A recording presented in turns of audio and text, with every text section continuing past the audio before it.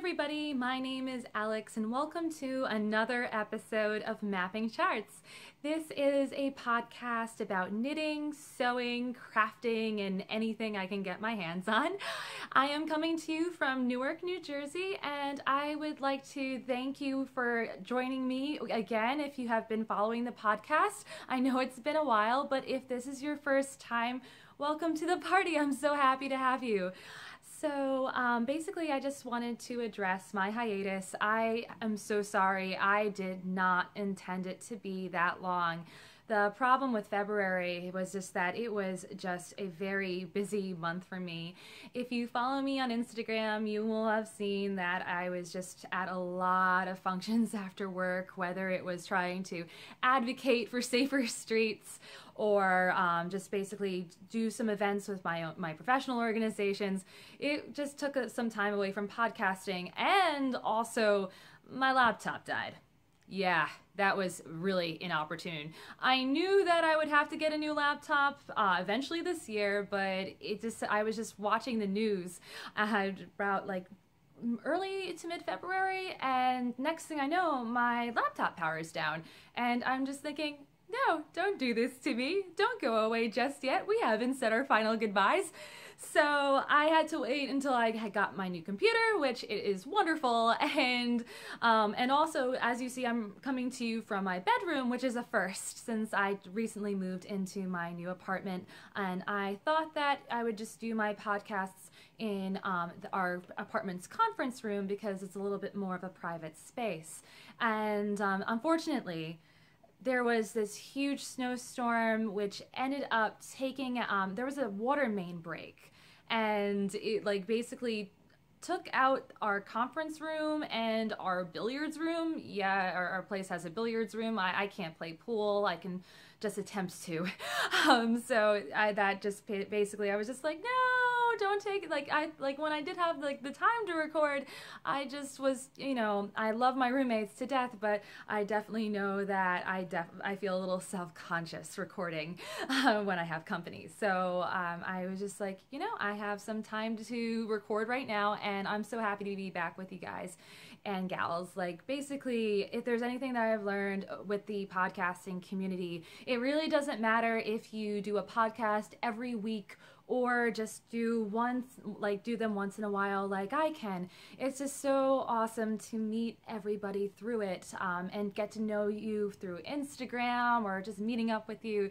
So even though I'm not as active as I would like to be, it's just still so awesome to be a part of it. So thank you. So anyway, usually I like to start the show with an agenda, but because it's been so long and it was very spontaneous of me to record tonight, I am just going to start out with finished objects. And as you see, I am wearing one right now. This is the Bonbon Shawl, and the yarn is Faerie hair from Rowan Yarns in her Halo Alpaca base.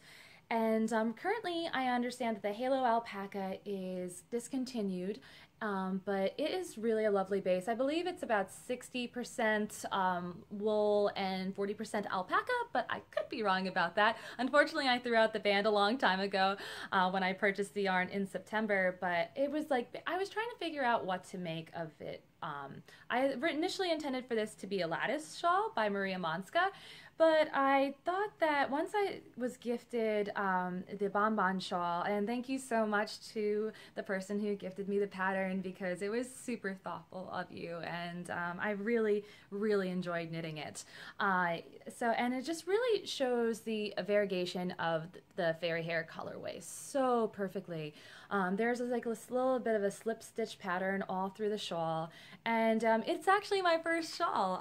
It was really funny because when I started getting back into knitting, I never thought that I could ever make anything like this. I thought that maybe I would always be just destined to always make scarves and hats. So this was pretty cool, and I decided to, like, the pattern called for plain edging, but I have always liked doing a picot edge. I don't know why, I just think it just kind of gives it like a little bit like a hippie, flirty feel to it.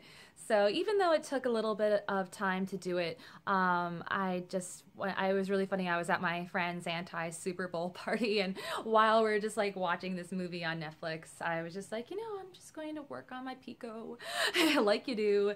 And it was, and also I met another knitter there, and she was working on her blanket and I was working on my shawl.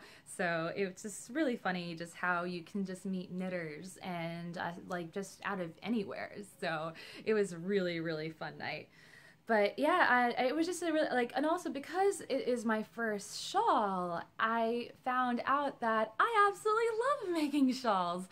I always thought that I would be a sweater person or a sock person, and while I do enjoy making both, I feel that, like shawls are more to do with my personal style because number one, I'm always cold and our office is always cold. So I'm always trying to find something to just cover me up, and this just does such a wonderful job at insulating heat. But, once I made this, I realized that I was starting to wear it all the time. So I thought that I would make another shawl, which I did. So I've had this yarn in stash forever. This yarn is Shibui Baby Alpaca DK. It is so incredibly soft. And I know that every podcaster or every knitter will always talk about how soft their yarn is, but you have to trust me on this one. It is just so lovely to have around you. And I know that alpaca does have the tendency to be a little itchy. I really don't find it with this. The baby alpaca is just so fine and so delicate that it just makes you kind of wish you had every garment knit out of it. And I decided to use the Age of Brass and Steam pattern. You can get it free on Ravelry, just because originally this shawl was intended, the yarn for this shawl was intended to be mittens. Last year I saw their Plural Soho had this, basically it was a, oh, the word escapes me right now. But oh yes, it was a seed stitch mitten. And it called for alpaca yarn. And as I was making the mitten, I just kept thinking to myself, this yarn is just way too nice to get matted. I am a commuter cyclist, as you can see. There's my helmet, and my road bike is right there. So I knew that what if this gets bike grease on it? And I just thought that it was just too nice of a yarn. So I just decided to do something really simple. So it was basically done in a week or so, and I just watched Oz, and it was really crazy. I ended up just basically like finishing the series in maybe 2 weeks. So I kind of call this the Oz Shawl, which is a really, really good series, really violent, but it, like, the storyline is just so gripping. So I just was like, one more episode. It's 1 o'clock in the morning. I don't care if like work is at 8:30. I'm just going to keep going through it. So the one modification I did with this is just I decided to do a picot edge again. Just also because one thing I didn't explain was that I had 2 skeins of the baby alpaca yarn, and since I used about like maybe 40% of the first skein, I kind of approximated how much yarn that I had, and I didn't want to just basically play yarn chicken and go and try to figure out like what kind of project would like give me enough, enough length. So I was just like, it's just not going to happen. So I thought that something where I could stop at any time will work. So I was just really happy that I made this, and like I said, it just makes me kind of want baby alpaca, all the things. So, yeah, and I also had another finished object. However, I do not have it to show to you. Why is that the case? Because I am the worst, I feel like the worst knitter ever admitting this, but I lost it. It was the Lolo hat by Jared Flood from Brooklyn Tweed, and I absolutely loved it, and I will post a picture of it right here.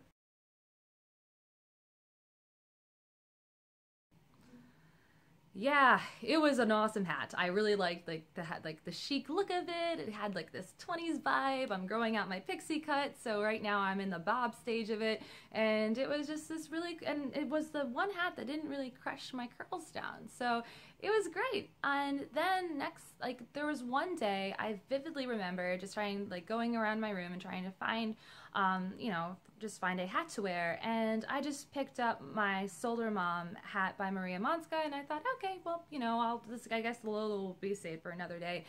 And I don't know where it went. I definitely know that I didn't lose it. It is lost, but I don't think it's like lost somewhere out in the wild. I definitely think it's somewhere within this room, and I just need to go and tear this place apart because I don't know. It just makes me really sad that I lost something that I knit, just because I know I knit my baby brother's things all the time, and my biggest like I always warn them, you better not lose this, and I lost it. So I like that. I basically am a huge hypocrite when it comes to that. So lesson learned, take much better care of your stuff. It also kind of showed me that I really need to organize my hats more. So I guess I will come up with a better system about that. So eventually I will find you again. But the good thing is that we're getting into March, and we're going to get warmer weather, and I'm not going to want to wear a wool hat all the time. So maybe if worse comes to worse, if I can't find the thing, I will just have to knit it again, and I'm not opposed to buying more yarn. So rest in peace. So works in progress. I don't know what it is about February. I participated in Tiny Paper Fox's Craft for 20 challenge, in which you challenged yourself to at least craft for 20 minutes a day, and I ended up getting a lot done. And I don't know, I just wanted to just basically cast on all the things or knit or continue knitting all the things. So, and also like I said, it was like a super busy month for me, and I just basically kind of wanted whatever kind of knitting projects that doubled as comfort food to me. I just didn't want anything that I had to think about because I was just so tired already. So I decided to break out the Cozy Memories blanket again. Amy and we had participated in the Junk Yarn mini skein swap, and she gave me like these really, really gorgeous minis, and I showed them off last episode if you are curious. But yeah, I just like, and I don't know, I'm like really weird when it comes to my Cozy Memories blanket, because I'm really obsessive as how I lay out the colors, because I just don't want like one color being adjacent to the other square and like they're very similar. I kind of just want to change things up a bit.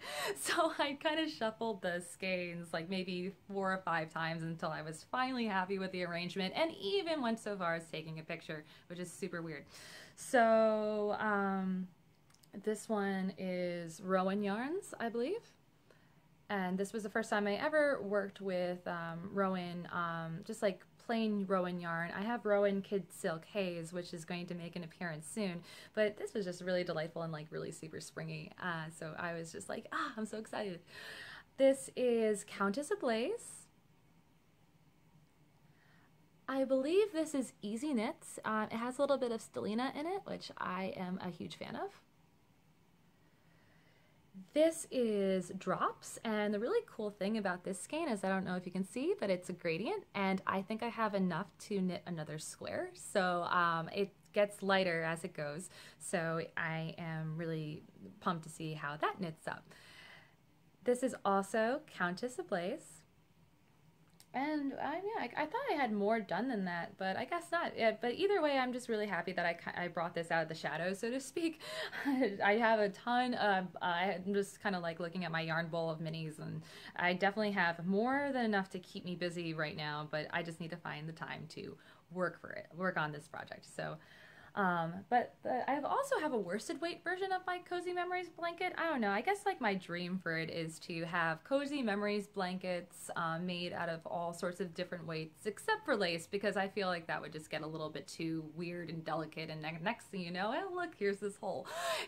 So, but I have to say, the worsted weight version of this, it's going to be so comfy. I am really, really excited for whenever this gets done, maybe 5 years from now. And, but most of this is made out of Manas del Uruguay. I forgot all the colorways, but as you see, it's really turning into a really colorful blanket. And this is out of the Maxima line, which is 100% single ply merino wool. Except for this piece. This is also Manos del Uruguay Maxima, but I decided to hold it double with the Rowan Kid Silk Haze. I had a ton of Kid Silk Haze left over from when I first started getting back into knitting, and I thought that, oh, look at this really cute sparkly yarn. I can use this for a ton of things. And next thing I know, I'm finding, oh, well, I guess I don't really like sequins as much as I thought that I did. So there's a ton of it that I have to go through and figure out how to purpose. But it's really cute when you mix it up with white. So sorry about that. I'm recording on my phone, so I saw that I was getting a call, which explained the awkward I need to touch the screen right now.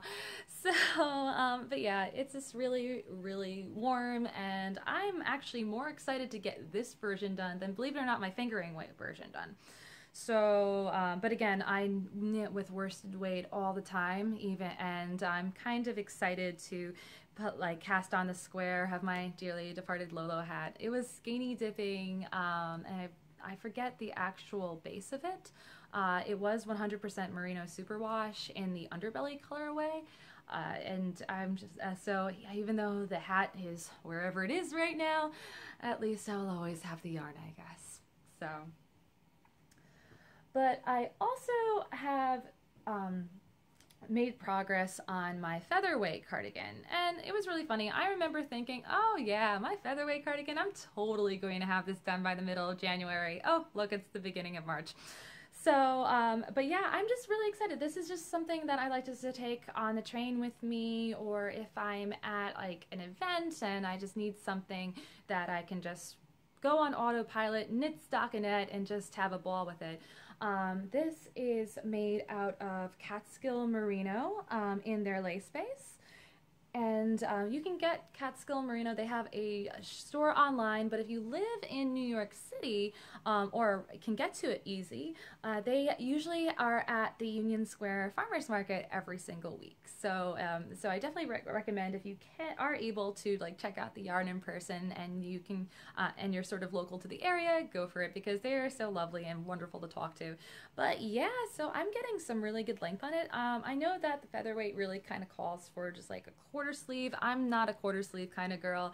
It's just not really my style. I get cold really super easily, so I cut, let's see, I've got a little bit more to go until I want to do like a 3-inch ribbed cuff. So I'm just really excited that I kind of have like a two-faced cardigan going on right now. So I never thought that I would ever see the day in which I would make something with sleeves. So even though I thought that I would be way ahead of my knitting schedule, it turned out not to be. But you know something, I'm really cool with the fact that I'm taking my time with this project, so I can just make it the way I want it to be, I guess. So, but yeah, this is pretty sick. I'm really excited to see it whenever it gets finished. And I think oh boy, this is awkward. It's kind of caught on my dress right now. So I am going to try to fix this problem. There we go. Whoops. This is why you should always weave in your ends, everybody, to avoid situations like that. And another thing that I'm working on that I really, really super want to get done is I am knitting my friend's daughter a little dude sweater, and I really do enjoy working on the project. It was just that in February, like I keep saying, like it was just so busy that I just wanted something that I could just go autopilot on. And the pattern is Little Dude by Andrea Rangel. And it is really fun, and basically it's inspired by The Big Lebowski, so which is one of my friend's favorite movies. So I was just like, yo, you know, you did a really awesome thing by donating to my charity, so I will knit your daughter a sweater. So it's coming out really cool. I just, like, the only complaint I do have about the pattern is just that it just requires you to flip through so many pages, and you're just, and I don't know, it just kind of gets a little unwieldy sometimes. You start thinking, wait a minute, I have to go back to the instructions again. So that's like honestly honestly my only complaint, but honestly, to tell you the truth, if flipping through the pages gives me the ability to make a cool looking garment, I'm all for it. So, and she really takes the time to explain everything for you, and I'm really learning a lot about sweater construction. This is my first time ever doing a tubular cast on, and basically the tubular cast on makes a cup a little bit more stretchy, which is perfect for a baby because God only knows they grow so fast. I'm deciding to make this in the 1 to 2 age size, just because I'm a big believer into babies just grow really, really fast. I have like my little brothers, they are now, oh my gosh, I think Danny just turned 11, which is crazy to me. Ethan and Mark are 9. What? And Luke just turned 7. So I've just, like, these last 11 years, I've just been used to just seeing these little boys grow up, and the next thing you know, you're like, wait a minute, how is this one so close to getting into middle school? This is getting a little bit crazy right now.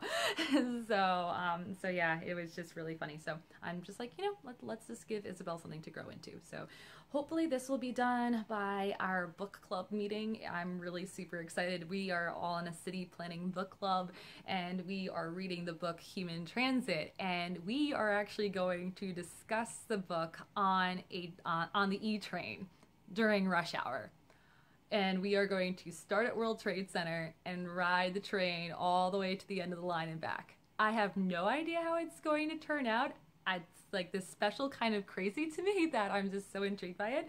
So I'm really excited to give this to my friend, and I'm also going to give him a couple of other things like the before and after midnight series, because I've held on to the DVDs for much longer than I should have, and who knows, maybe there might be another thing that his daughter will get, because there's this, I'm so smitten by the Rhea pattern by Maria Monska, and I do have a lot of Spotting Chloe superwash sweater yarn, which is like a cotton wool blend that's washable, which is really awesome. Actually, I forgot to mention that this is being made out of Knit Picks Wool the Andes, and I know this is my first time working with Knit Picks Wool the Andes, and you know, it's definitely a really nice workhorse yarn. The only thing that I'm just a little not of a fan of is just like how easily it splits. I really like working with lace tips, so like sometimes I find that I'm like kind of like stabbing the yarn a little bit, and I'm like, oh no, this is not good. This is danger, Will Robinson. So yeah, like that's like my only complaint. But other than that, I mean, it's washable. It's good for families. So I mean, if I was knitting a baby garment, this would probably be one of my first choices, because it's cheap and it is, you know, it's good quality, and you can just throw it in the washer and not be afraid about it. So yeah, so I hopefully will have a little bit more to show you next time I podcast, and with that said, I really hope that's not like 2 months from now. So the next, like I said, I've just cast on all the things.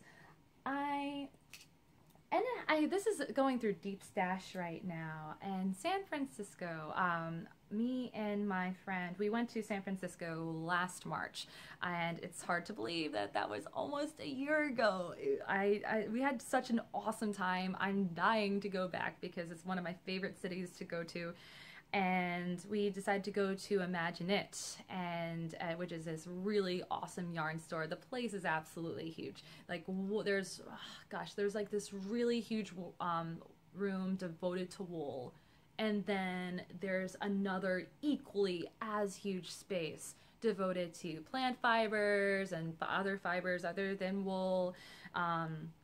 So I was trying to grow out my pixie cut, and I kind of wanted like a little hat to wear in the summertime, and I never made good on that, obviously. So I don't know, like I was working with this lacy hat pattern, but at the time it just wasn't what my brain was craving, and I ended up getting distracted from it. And I also think a lot of it had to do with the fact that as I've been evolving as a knitter, I'm finding out that I really like my lace projects knit with more solid tonal colors than I really do variegated colors, because I do like having, I like being able to kind of see what's going on. So I was just like, we'll figure out what to do with this like 484 yards of linen yarn. But the funny thing is about this is that I decided to choose this yarn. Well, the biggest reason was because my roommate Z, she was just like, you always choose neutral colors. You need something colorful. I'm begging you. So I decided to choose this yarn because when it was all skeined up, it was like skeined like where it was just like showcasing like the orange, the pink, and the purple, and I thought, oh, this is kind of reminds me of the sunset. But the funny thing is, as I was knitting this up, and this is the Brickless pattern by Martina Behm. It's my first Martina Behm pattern, and I've got to say I understand why like there's a ton of people who are a huge fan of her because her patterns are so easy to understand. But yeah, I guess it shows up better against my dress.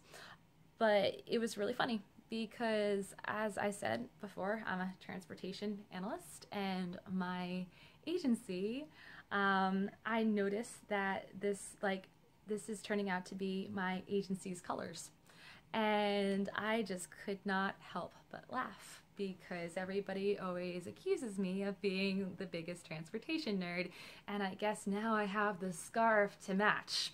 So I am calling this Insert Agency Here scarf. So I'm pretty excited to see how it will turn out.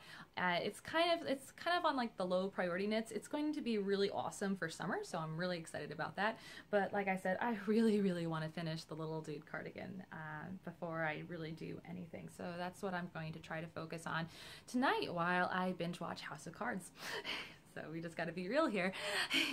So, and the other thing that I am working on, like my last work in progress, again, it's on the low priority, basically, the low priority setting, the low priority section. It's all good. All's fair in love and podcasting. This is a lot hard. It's just so funny just how easy that it seems, but once you start doing it, you're just like, oh, okay, I got to think of my word choices right now. But I decided to start knitting another bonbon shawl, but this time with the DK version of it. And this is the yarn, I believe it's blue Heron yarn, and this is its, I forget the actual name of the yarn. I will definitely post it in the down bar, but it's 100% rayon. And I also got this at Imagine Knit because I've never seen the yarn before, and while it was a little pricey, I just thought, you are only in the West Coast maybe once a year. So you just go out, just get some yarn that you've never seen, that you can't get in New York. So this definitely fit the bill, and I just really love how it kind of looks like the earth, which I'm a huge fan of, and it's also really glittery. And the only complaint that I have is just that it is a little it is a little slippery on the needles, like look how fast, which can kind of cause a problem if you drop a stitch, because you got to be really super careful that it just does not go all the way down, and then you're just like, oh boy, we got ourselves an issue here.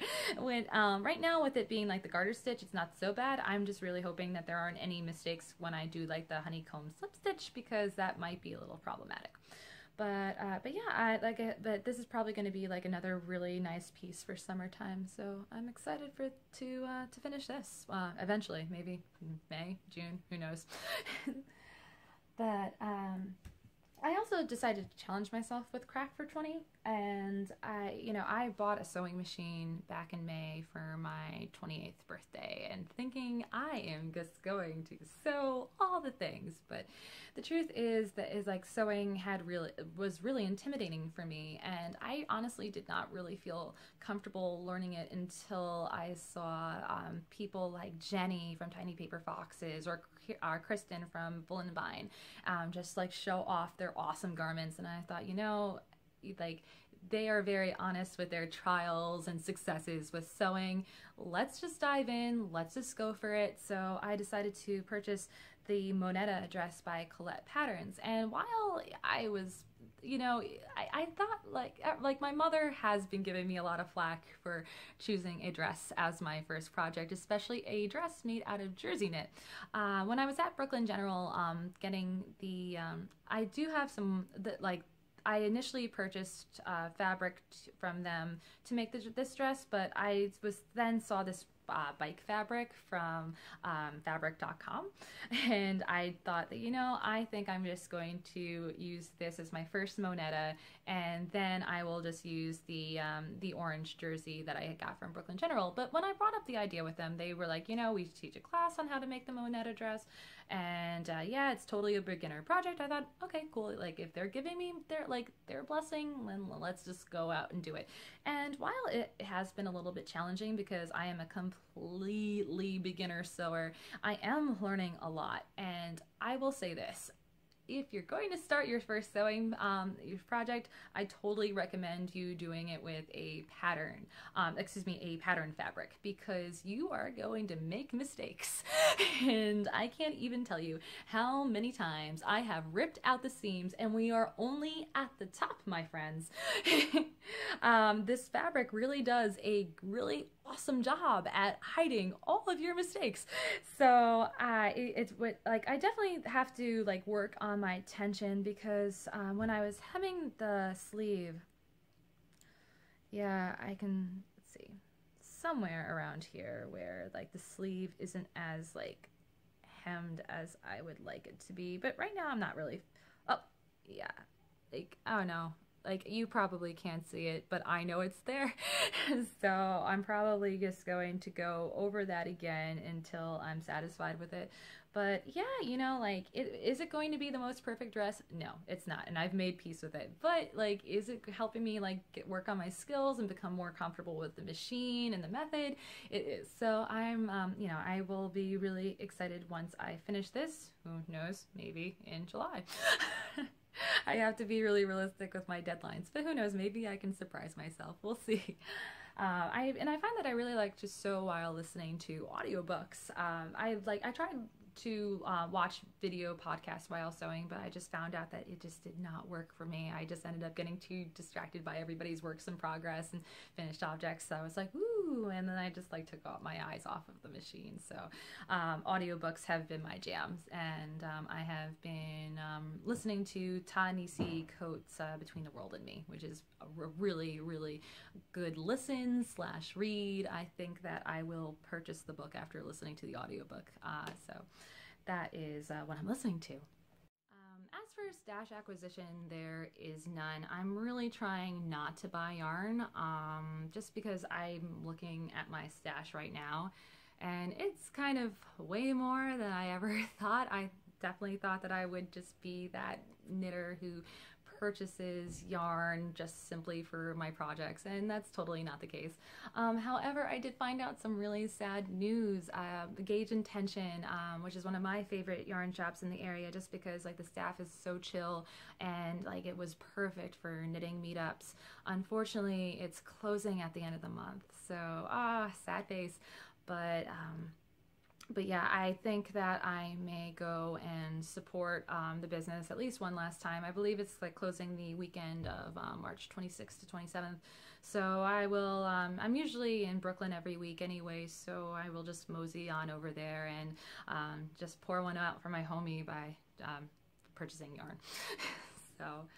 But yeah, let's see. I guess like I guess my life is what happens when you're making other plans segment was already talked about, because hey, I lost a hat and also tore apart my sewing skills.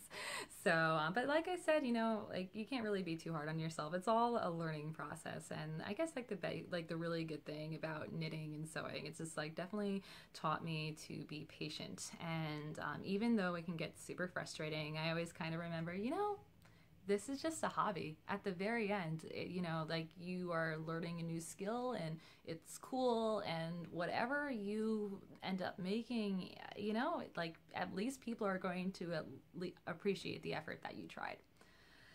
So I guess we will move on to life lately. So other than my computer dying and having to purchase a new one and it was just, but the really good thing about like this past month is that it was a really, really nice busy.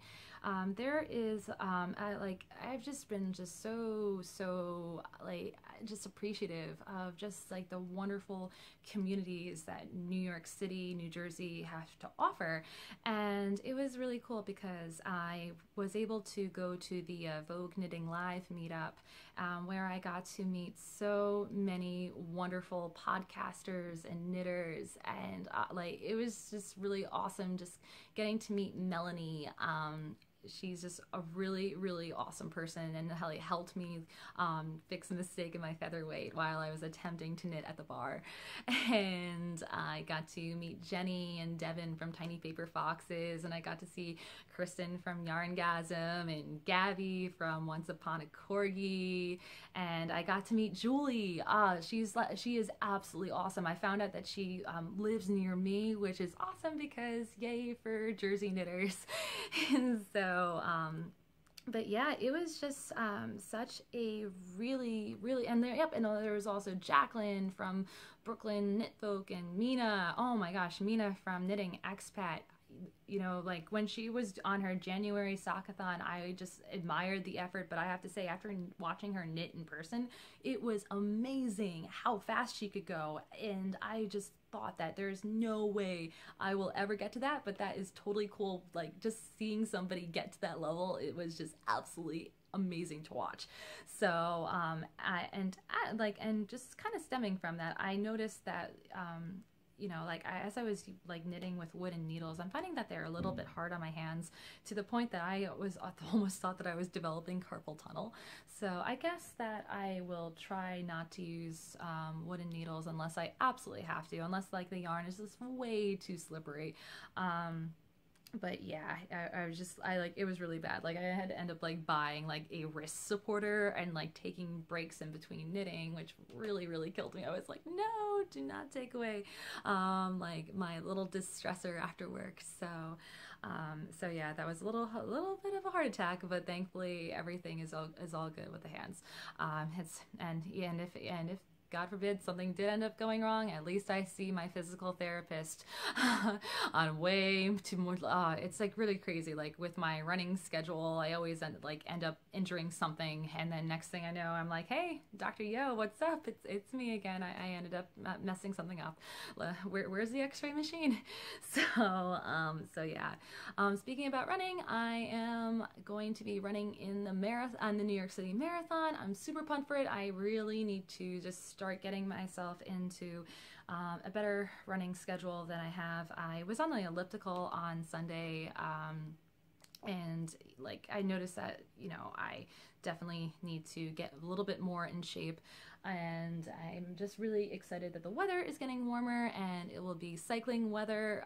There's some really, really, really cool bike events coming up. We our bike group, Brick City Bike Collective, we met this past Tuesday, and we were like talking about like all the fun stuff that we were going to do for Bike Month, which is in May. And I found out that Bike to Work Day is on my birthday on May 20th. So I was like, and we're trying to do some really, really fun stuff that day. So I am really, really super pumped for that. So I guess the stars aligned for like my 29th birthday. But it's like, I don't know, it's kind of cool that I'm turning 29. I'm not too stressed out about the 30 thing. I honestly believe that getting older is a privilege. So, and everybody tells me that I look like I'm 5 anyway, so it's all good. But yeah, I mean, like I said, it was just like a really wonderful, I mean, our transportation professionals group had transit game night, which was a lot of fun. You just don't get you get to know your friends so much better when you get to play Pandemic, which is a game where you all like pretend you're, play the roles of the CDC, and you have to go and try to fight these epidemics. So instead of playing against each other, you're all working together. And but also I love how sometimes like board games can kind of like bring out like emotions in people that you never thought, because we were like playing this card game called Resistance, and it was really, really funny. Like I saw like my one friend who was like so cool and calm and collective, and like the object of the game is that you have to figure out who the spies are in the group. So and like everybody's just kind of trying to con each other into thinking, oh yeah, I'm not a spy, he's a spy. And so we kind of turned on our friend, who truly was not a spy. I ended up being the spy, but I was just trying to just play this little innocent face, being like, oh no, not me at all. And so our cool, calm, collective friend just like started just screaming, and he was just like, yeah, like screaming to our other friend who totally was not the spy, and he was just like, you're the spy. I know it, and it was just really funny. So, but yeah, you know, I think that this is it for today. Like I said, again, I'm just really happy to have found the time to record. So, again, thank you so much for being patient with me, and hopefully I will be able to record another episode soon. So until next time, I will see everybody later. Bye!